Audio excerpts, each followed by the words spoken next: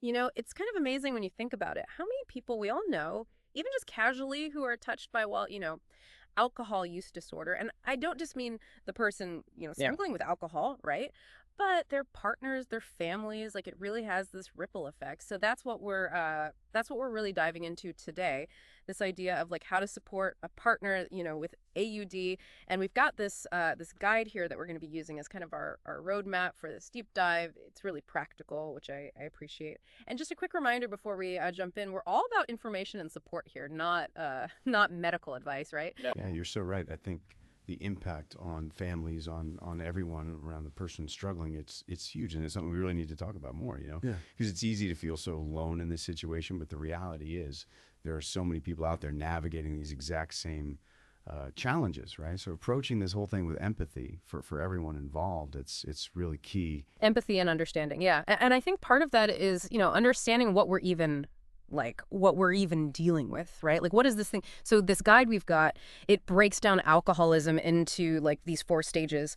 And it starts with this term. They call it pre-alcoholism, which honestly, I don't know, it sounds a little, I don't know, a little clinical to me. But basically it's that stage where someone's drinking to cope, like using alcohol to deal with stress, difficult emotions, that kind of thing. Right. It's like that shift from like having a drink socially, Yeah. to like relying on alcohol as a way to manage all of life's like ups and downs.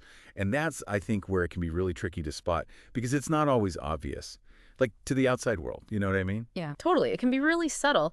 And then from there, it kind of moves into what they call early alcoholism, where things like, the heady drinking, the binge drinking becomes more frequent. And this guide was pointing out how a lot of times people in this stage, they get really like good at hiding it. It's almost like they're living this double life. Yeah, absolutely. They Yeah. might downplay how much they're drinking. They might make excuses, or even become really skilled at like concealing the physical signs. Hmm.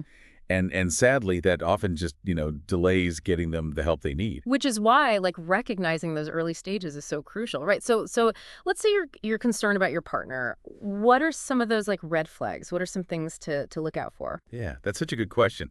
I think one of the biggest ones is like a change in priorities. Are they choosing alcohol over things they used to love? Like neglecting hobbies, maybe calling out sick to work more often, or withdrawing from social events, and it's all because they're drinking. Those are all signs that alcohol is starting to take center stage in their life. Yeah, yeah, that makes sense. And then it progresses, right? It moves into middle alcoholism, which is where it gets harder to ignore. The guide paints a pretty vivid picture here. Like they talk about how people might start, blowing off responsibilities, like their work might suffer, relationships become more strained. It's like the wheels start to come off a bit. Yeah, yeah, and their tolerance often increases too, meaning they need to drink more to get that same feeling they used to, and they might start experiencing those withdrawal symptoms, right? Like anxiety when they're not drinking, insomnia, even like the tremors. Those are all signs that their body is becoming physically dependent on alcohol. So at this point, we're not just talking about like a habit or even like a coping mechanism anymore. It's an actual physical dependence. Exactly. And that's a really critical distinction to make because it highlights why willpower alone Yeah. often is just not enough to break free. Wow. And that takes us to, I guess, the final stage, late alcoholism. The stage I think we all hope, no one ever reaches. And this is where the consequences, they can be devastating. Like serious health problems, relationships completely fall apart, people lose their jobs, even legal troubles. It's true. And what's so heartbreaking is that a lot of people at this stage, Mhm. they've lost the ability to control their drinking at all. It becomes this vicious cycle of dependence and self-destruction and tragically, without intervention, it can be fatal. And this is where things get really heavy because according to this guide, AUD can also lead to, emotional abuse and domestic violence. And I know this is hard to hear, but it's so important that we acknowledge this, right? This very real, very scary aspect of supporting someone with AUD. Absolutely. We can't just ignore that or downplay it. Your safety first and foremost is paramount. It's never okay to tolerate abuse of any kind. And if you are in that situation, if you're experiencing that, seeking support, reaching out, that's vital. Okay, so let's talk about that support then. Like, what does that look like? Where can someone in this situation, where can they even begin to find help? Well, I think the first step is that acknowledgement, right? Admitting that you're not alone and reaching out. This guide talks about confiding in, people you trust, friends, family, a therapist. And there are also support groups like Al-Anon, which is specifically for, for loved ones of people with AUD. Al-Anon, yeah, that's one of those things I've like heard of, but honestly, I don't know much about it. What actually happens there? So it's basically this safe space, totally confidential, where you can connect with other people who get it, who understand what you're going through. And they share their stories, they offer support, and they learn coping mechanisms from each other. It's really a powerful reminder that you're not alone in this journey. That's so important, I think. And this guide also really stresses setting boundaries, right? As a crucial part of protecting yourself. Yeah. So we're talking about things like, refusing to engage in arguments if your partner's been drinking, or limiting, financial support if it's enabling their addiction. It's about drawing a line in the sand, right? 100%. And it's not about, punishing your partner. It's about creating a healthier dynamic for both of you. It's about saying, hey, I love you, but I also love myself, and I won't tolerate behavior that harms me or enables your addiction. It's like that. It's like that saying, right? You can't pour from an empty cup. You really do have to prioritize your own well-being to be able to support someone else effectively. You got it. Couldn't have said it better myself. Yeah. And that's actually something we're gonna, explore even more deeply as we keep going. This whole idea of self-care for the supporting partner. Yeah. I'm really interested to dig into that, because it's easy to lose yourself in this process, I imagine. For sure. It's so easy. So we've talked about, setting boundaries for yourself, seeking support, but what about supporting your partner's actual recovery, right? Where do we even begin with that? Well, that's where I think, education and research come in. And this guide really, really stresses that. It lists all these different treatment options detox, rehab, sober living. There's a whole world of resources out there that I think most people have no idea about until, they're kind of in the thick of it.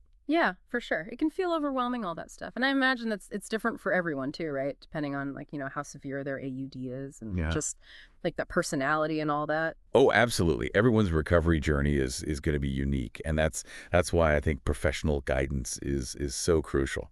Speaking of which, this guide actually talks about this thing. They call it the Kiar-Tabit approach. Have you ever heard of that? VRFT approach? No, I don't think so. So it stands for Community Reinforcement and Family Training. And it's basically this method it teaches loved ones how to encourage someone to get help for their drinking, even if they're really resistant at first. Wow, because that's often the biggest hurdle, isn't it? Just getting someone to admit they need help in the first place. Exactly. And this approach is really interesting because it focuses on positive reinforcement. So instead of nagging or threatening, you're actually learning how to reinforce their positive behaviors.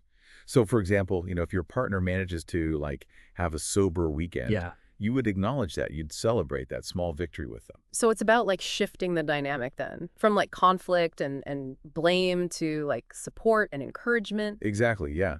And it can be really, really effective because it takes the pressure off of that, that initial confrontation, which often just pushes people further away. Totally. That makes a lot of sense. And then, I guess once someone is ready for help, having that plan in place, knowing what the options are, that must make all the difference. We talked about therapy support groups. The guide mentions those. I'm curious to get your take on some of the more, I don't know, I guess unique approaches that are out there. Are there any that you find particularly interesting or promising? Yeah, one that I've been hearing more and more about lately is something called the Sinclair method. It basically uses this medication called naltrexone to target the brain's reward pathways that are associated with alcohol. So it's rewiring the brain's association with drinking almost. Kind of, yeah. It's pretty fascinating. And studies have shown that it can be remarkably effective in reducing cravings and even helping people achieve complete abstinence. Wow, that's That's really incredible. It's like there's always like something new to learn in this field, you know. But I do have to imagine that even with like all the resources and support in the world, this journey can be just like incredibly draining, you know, for the partner. I mean, it's like running a marathon alongside someone Yeah.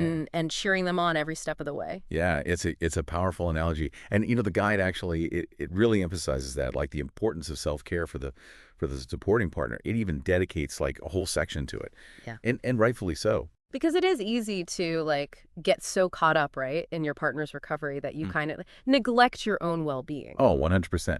But here's the thing, like Yeah. self-care in this situation, it's not selfish, It's essential. Think about it this way. You can't pour from an empty cup. If you're running on fumes, you're not going to be able to offer the kind of support, the kind of consistent support that your partner really needs. So what are some like tangible things? Like what are some things that people can do to like to actually take care of themselves during what I imagine is Yeah, an incredibly like stressful and emotionally charged time? Well, the guide really stresses like the basics, which, let's be honest, those are the things we often let slide when we're stressed, right? Like getting enough sleep, nourishing your body with, healthy food, incorporating some kind of physical activity into your routine. These things might seem small, but they had a huge impact on your overall well-being. Right. It's like putting on your own oxygen mask first. You can't help anyone else if you're not taking care of yourself. Exactly. And it's not just about, the physical stuff either, like nurturing your mental and emotional health. That's just as important. So the guides suggest, exploring things like mindfulness meditation, maybe journaling, spending time in nature. It's about finding those healthy coping mechanisms, the things that really work for you. And it sounds like those boundaries that we were talking about earlier, those are a huge part of self-care too, wouldn't you say? Absolutely. Setting those boundaries it's about protecting your energy, protecting your emotional well-being. It's about recognizing that, you're not responsible for your partner's choices, but you are responsible for how you choose to respond to them. It's a tough balance to strike though, right? Like supporting your partner, but then also like setting those firm boundaries to protect yourself. You're telling me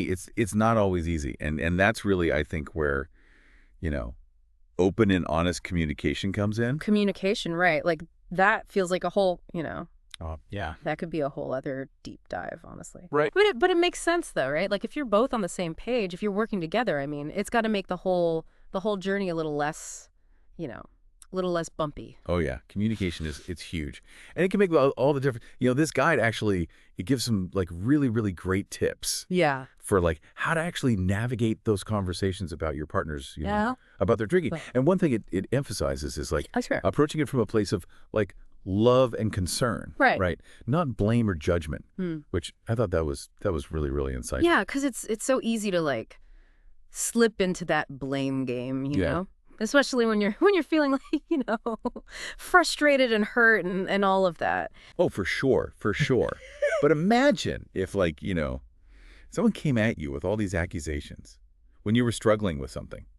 You'd probably like immediately shut down. You know what I mean? 100%. So Yeah. how do you actually bring it up then? Like in a way that's actually going to be like constructive and helpful? Well, the guide talks about this idea of using I statements to like express how their drinking is impacting you rather than, like pointing fingers at them. So for example, like instead of saying you're always drinking and it's ruining our relationship, you can say something like, I feel hurt and neglected when you choose alcohol over spending quality time with me. So it's about like Yeah. shifting the focus from like Yeah. blaming them to like expressing how their actions are actually like making you feel. Exactly. And, Yeah. and it's also super important, I think, to choose the right time and place for these conversations, too. Like, you probably don't want to bring it up when they're actively drinking or when either of you are, like, Well, already stressed out or emotional. right. So no, like starting these conversations at a bar then. Probably not the ideal setting. Okay, good to know. Yeah, like find a neutral space, somewhere private where you can really, like, talk openly and honestly without, like, a bunch of distractions. Yeah. And I guess with the understanding that like it might take more than one conversation, right? Like Yeah. this isn't a, this isn't a quick fix kind of thing. No, definitely not. It's a process, not like a one-time event, And remember, you guys are on the same team. Like you both want a healthier, happier relationship. And sometimes, that means seeking professional help Mm.